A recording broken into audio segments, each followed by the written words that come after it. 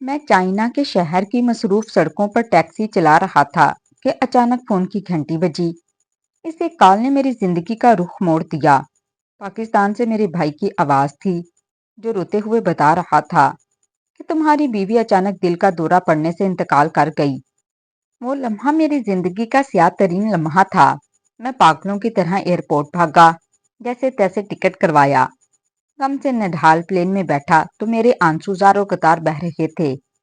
کچھ لوگ حیرت سے میری طرف دیکھ رہے تھے، مگر مجھے کچھ ہوش نہیں تھا۔ میں نے سفر کے دوران کچھ کھایا بھی نہیں۔ گھر والوں کو کہہ دیا کہ میری بیوی کو تب تک نہ دفنائیں جب تک میں آ نہ جاؤں۔ میں اپنی بیوی سے بہت محبت کرتا تھا۔ اچانک گھر سے ایسی خبر آئی تو میں خود کو سنبھال نہیں پا رہا تھا۔ جب پاکستان پہنچا تو قدرت کو کچھ اور ہی منظور تھا۔ جب میں گھر پہنچا تو صحن میں صف ماتم بچھی تھی اور میرے بھائیوں نے بتایا کہ تدفین ہو چکی ہے کیونکہ گرمی زیادہ تھی اور میت کو زیادہ دیر رکھنا ممکن نہ تھا۔ میں اپنی شریک حیات کا آخری دیدار بھی نہ کر سکا۔ اس صدمے نے مجھے اندر سے توڑ کر رکھ دیا۔ گھر بالکل خالی لگ رہا تھا اور مجھے کچھ اچھا نہیں لگ رہا تھا۔ سب مجھے حوصلہ دے رہے تھے۔ ایک مہینہ میں نے اسی کرب میں گزارا۔ ہر روز اس کی قبر پر جاتا، گھنٹوں روتا اور یادوں کے چراغ جلاتا۔ لیکن زندگی کی تلخ حقیقتیں اور پردیس کی مجبوریاں پیچھا نہیں چھوڑتی۔ گھر کے مالی حالات اور قرض تلے دبی زندگی نے مجھے دوبارہ چائنا جانے پر مجبور کر دیا۔ میں بوجھل دل کے ساتھ دوبارہ روانہ ہو گیا، لیکن میرا ذہن وہیں پاکستان کی اس کچی مٹی کی قبر میں اٹکا ہوا تھا۔ چائنا واپسی کے بعد میں ایک مشینی زندگی گزار رہا تھا۔ صبح سے رات تک ٹیکسی چلاتا تاکہ خود کو مصروف رکھ کر اس غم سے پیچھا چھڑوا سکوں۔ ایک روز کام کے سلسلے میں میرا جانا ایک ایسے دور افتادہ اور غریب علاقے میں ہوا جہاں عام طور پر ٹیکسی والے نہیں جاتے تھے۔ سڑکیں ٹوٹی ہوئی تھیں اور ہر طرف غربت کا ہی ڈیرا تھا۔ وہاں ایک پرانی مسجد کے باہر لوگوں کا ہجوم دیکھ کر میں نے گاڑی روکی۔ سیڑھیوں کے ایک کونے میں ایک عورت میلے کچیلے کپڑوں میں سر جھکائے بیٹھی تھی۔ اس کی گود میں ایک چھوٹا سا بچہ تھا جو بلک بلک کر رو رہا تھا۔ وہ عورت بظاہر کوئی پاگل یا بھکاری لگ رہی تھی کیونکہ اس کے بال بکھرے ہوئے تھے اور وہ اپنے گرد و پیش سے بے خبر تھی۔ میں نے ترس کھا کر جیب سے کچھ پیسے نکالے اور اس کی طرف بڑھا دیے۔ جیسے ہی میں اس کے قریب پہنچا، اس نے سر اٹھا کر میری طرف دیکھا۔ وہ لمحہ میری زندگی کا سب سے ہولناک اور حیرت انگیز لمحہ تھا۔ وقت جیسے تھم گیا، ارد گرد کا شور سنائی دینا بند ہو گیا اور میرے ہاتھ سے پیسے گر گئے۔ وہ صوبیہ تھی، میری بیوی، جس سے میں 1 ماہ پہلے خود پاکستان جا کر دفنا کر فاتحہ پڑھ کر آیا تھا اس کی قبر پر۔ اس کی آنکھوں کی مخصوص چمک جو اب ویرانی میں بدل چکی تھی۔ اس نے جیسے ہی مجھے دیکھا، اس کے لب تھرتھرانے لگے اور اس کی آنکھوں سے آنسوؤں کا سیلاب رواں ہو گیا۔ میں وہی پتھر کا بت بن گیا۔ میرے دماغ نے کام کرنا چھوڑ دیا۔ کیا یہ کوئی بھوت تھا یا میرا وہم؟ میں نے کانپتی آواز میں اس کا نام پکارا، صوبیہ۔ اس نے روتے ہوئے اپنا ہاتھ میری طرف بڑھایا اور بہت کمزور آواز میں کہا، آپ آ گئے۔ میں جانتی تھی کہ آپ مجھے ڈھونڈ لیں گے۔ اس کے لمس نے مجھے یقین دلایا کہ یہ کوئی سایہ نہیں بلکہ گوشت پوست کی وہی عورت ہے جسے میں مردہ سمجھ چکا تھا۔ وہ بچہ جو اس کی گود میں تھا بھوک سے بے حال ہو رہا تھا۔ میں نے اسے سہارا دے کر اٹھایا اور فوراً ٹیکسی میں بٹھایا۔ میرا دل سینے سے باہر آنے کو تھا اور دماغ میں ہزاروں سوالات تھوڑے کی طرح بج رہے تھے۔ ایک تو صوبیہ زندہ تھی اور وہ بھی یہاں چائنا میں۔ یہ دونوں باتیں حیرت والی تھیں۔ اگر صوبیہ یہاں چائنا کی ان گلیوں میں اس حال میں ہے تو وہ کون تھی جسے میرے بھائیوں نے اتنی حجلت میں سپرد خاک کیا؟ وہ ڈیتھ سرٹیفکیٹ، وہ قبر، وہ جنازہ، کیا وہ سب ایک ڈرامہ تھا؟ اور اس سب کے پیچھے میرے اپنے ہی گھر والوں کا ہاتھ کیوں تھا؟ صوبیہ کی حالت ایسی نہیں تھی کہ وہ اس وقت کچھ بتا پاتی۔ وہ بری طرح کانپ رہی تھی اور اس کا بدن تیز بخار میں تپ رہا تھا۔ میں نے اسے اپنے فلیٹ پر لا کر لٹایا اور گرم دودھ پلایا۔ کچھ دیر بعد جب اس کے حواس بحال ہوئے تو اس نے جو داستان سنائی وہ کسی بھیانک خواب سے کم نہ تھی۔ اس نے بتایا کہ میرے جانے کے بعد گھر والوں نے اس پر ظلم و ستم کے پہاڑ توڑ دیے۔ ایک رات اسے زبردستی کوئی نشہ آور چیز پلائی گئی اور جب اسے ہوش آیا تو وہ ایک کمرے میں بند تھی جہاں کچھ اجنبی لوگ اسے کسی دوسرے ملک اسمگل کرنے کی باتیں کر رہے تھے۔ اسے بتایا گیا کہ اسے اب کبھی پاکستان واپس نہیں جانے دیا جائے گا اور اس کے بدلے میں میرے بھائیوں نے بڑی رقم وصول کی ہے۔ اسے ایک بحری جہاز کے ذریعے غیر قانونی طریقے سے یہاں پہنچایا گیا اور یہاں کے ایک گینگ کے حوالے کر دیا گیا، جہاں سے وہ بڑی مشکل سے اپنی اور اس یتیم بچے کی جان بچا کر بھاگی تھی، جسے وہ راستے میں ملنے والی ایک دوسری مظلوم عورت سے لے کر آئی تھی جو خود دم توڑ گئی تھی۔ یہ سب سن کر میرا خون کھولنے لگا۔ جن بھائیوں پر میں نے بھروسہ کیا، جن کی خاطر میں پردیس میں خون پسینہ ایک کر رہا تھا، انہوں نے میری زندگی ہی اجاڑ دی تھی۔ انہوں نے ایک فرضی موت کا ناٹک رچایا تاکہ وہ جائیداد اور پیسے کے چکر میں صوبیہ کو میرے راستے سے ہٹا سکیں۔ اب میرے سامنے ایک بہت بڑا چیلنج تھا۔ مجھے صوبیہ کو تحفظ دینا تھا، اس کی صحت بحال کرنی تھی اور اس سے بڑھ کر ان لوگوں کو ان کے انجام تک پہنچانا تھا جنہوں نے انسانیت کی تذلیل کی تھی۔ یہ جنگ اب شروع ہوئی تھی، ایک ایسی جنگ جہاں دشمن میرے اپنے خون کے رشتے تھے۔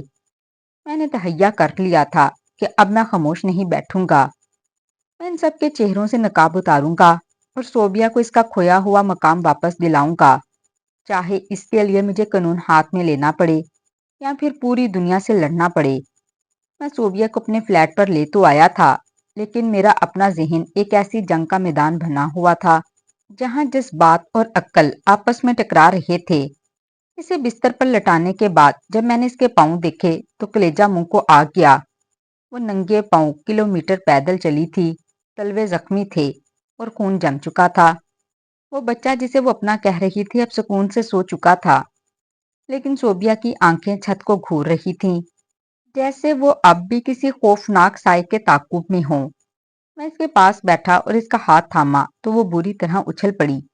ڈرو مت صوبیہ، میں ہوں تمہارا شوہر، تم اب محفوظ ہو، میں نے نم آلود آواز میں کہا۔ اس نے میری طرف دیکھا، اس کی آنکھوں سے ضبط کے بندھن ٹوٹ گئے، وہ پھوٹ پھوٹ کر رونے لگی۔ وہ انسان نہیں ہیں، وہ درندے ہیں، آپ کے بھائی، آپ کی بھابیاں، انہوں نے مجھ پر وہ وقت گزارا ہے جو میں مرتے دم تک نہیں بھول سکتی۔ اس کی آواز میں وہ کپکپاہٹ تھی جو روح تک لرزا دے۔ اس نے بتانا شروع کیا کہ جس دن مجھے فون کیا گیا اس دن وہ مری نہیں تھی، بلکہ اسے ایک زہریلا انجیکشن دے کر بے ہوش کیا گیا تھا۔ گھر میں کوہرام مچایا گیا، محلے والوں کو دور رکھا گیا اور ایک بند تابوت کو قبر میں اتار دیا گیا جس میں شاید پتھر تھے یا کوئی اور لاوارث میت۔ صوبیہ نے بتایا کہ اسے ہوش آیا تو وہ ایک طریق تہ خانے میں تھی، جہاں اسے بتایا گیا کہ اگر اس نے بھاگنے کی کوشش کی تو وہ اسے جان سے مار دیں گے۔ اسے زبردستی ایک ایسے گروہ کے حوالے کیا گیا جو عورتوں کو بیرون ملک اسمگل کرتا تھا۔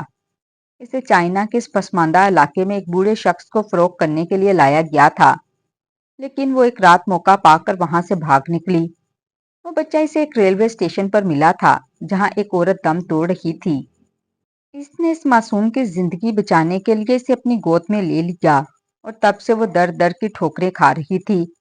میں یہ سب سن رہا تھا اور میرا ہاتھ غصے سے میز پر پڑی پانی کی بوتل پر اس قدر سختی سے جمع ہوا تھا کہ وہ ٹوٹنے کے قریب تھی۔